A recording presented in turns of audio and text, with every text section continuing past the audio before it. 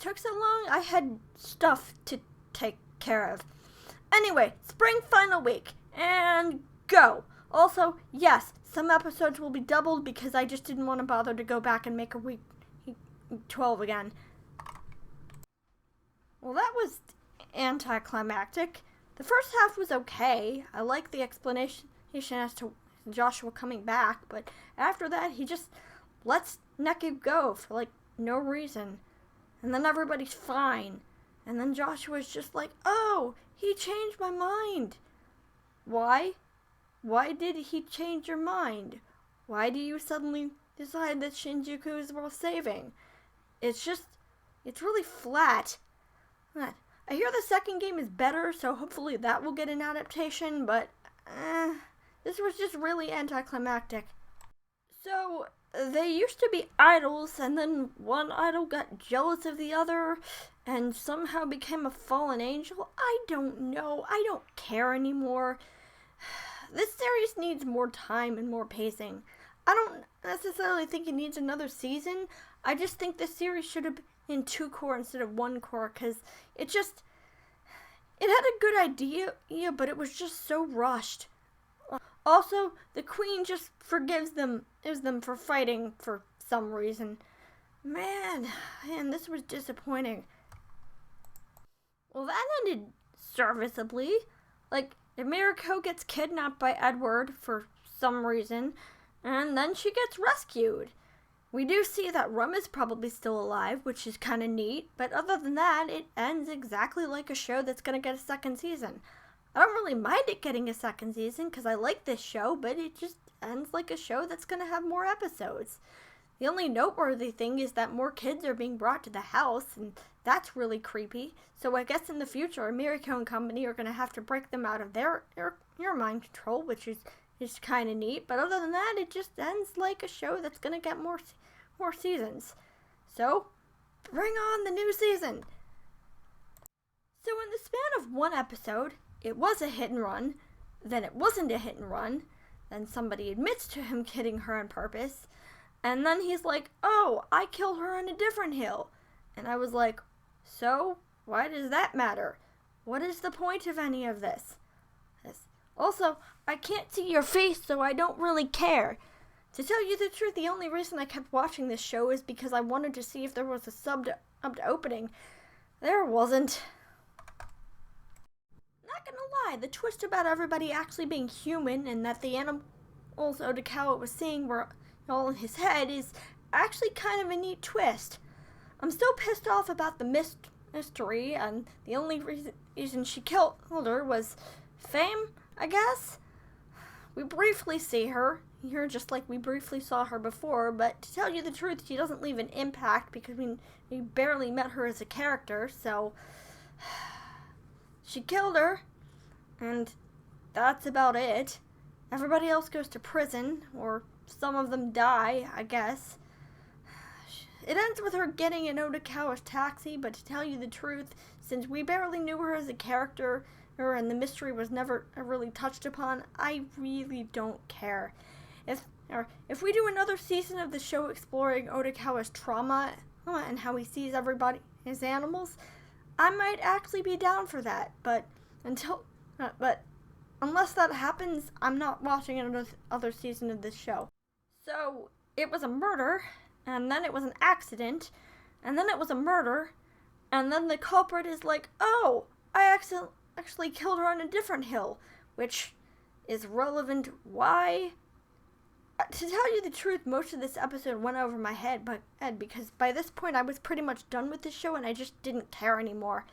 I think there was a relevant explanation, but the show is just one big exposition dump, so I don't really know. At least it's over now, and I can move on to the next thing. Thank God.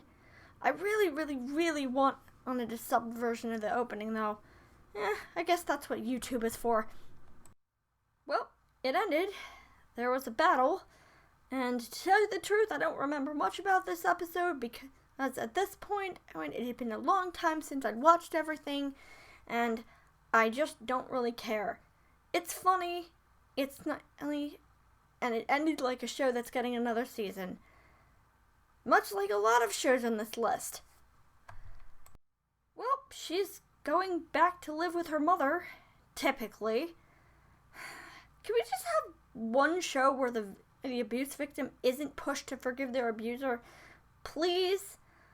And then at the end of the episode, she just shows up in front of Yoshika's house again when she's an adult, which is not exactly a good direction for this show to go, considering that in the entire series pushed for them not to be together, because, he's an adult and she's a teenager. At least she gets away from her mother at some point, I think. I don't know, and to tell you the truth, I checked out last episode after he said, "You only have one mother."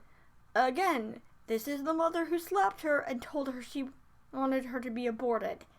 I kind of think at that point the conversation is over and Sayu would walk out and say, "Screw you." But apparently the writers of this show won't understand that you don't have to forgive the person who abused you. Much like a lot of writers of shows in this day and age. It's so depressing to think about the fact that so many people push. That's a good thing. They're going to deliver a giant space baby to its family. Well, it's official. This show has broken me. It is the most bizarre and what the fuck anime I have ever seen. I have nothing. In fact, this show has so broken me that now I actually want to go and watch Welcome to Demon School Iruma-kun, because at least that show is somewhat normal. I mean, it's boring and I don't care about it, but at least it's somewhat normal. And it has a plot that makes some sense. I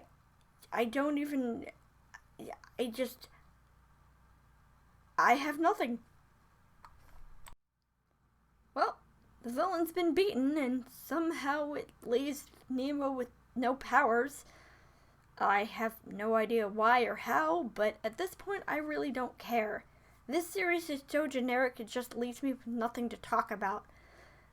They're kind of setting up for a sequel where he and Faria go find this book to stop it from doing something, but honestly, I don't really care at this point. I was so looking forward to this show, and it just ended up being so generic and bland. Not terrible, but just boring. It's just really, really boring.